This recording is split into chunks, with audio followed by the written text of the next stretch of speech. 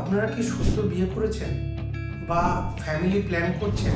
তাহলে এই ভিডিওটা আপনার জন্য। আপনার হেলথ ইন্স্যুরেন্সে কি ম্যাটারনিটি বেনিফিট কভার করছে?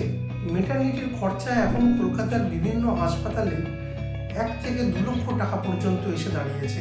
এমনকি কোনো হাসপাতালে এটা সিজারিয়ানের ক্ষেত্রে আরও বেশি খরচাও হতে পারে।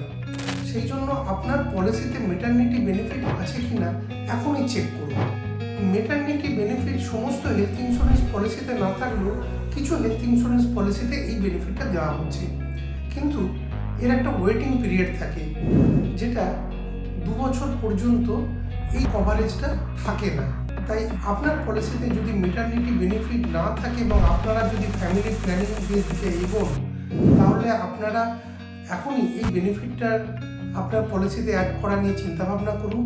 কোন পলিসিতে ম্যাটারনিটি বেনিফিট আছে সেটা যদি আপনি জানতে চান, তাহলে নিচে দেওয়া নাম্বারে হোয়াটসঅ্যাপ করুন বা কমেন্ট করুন, আমরা নিশ্চয়ই গাইড করব।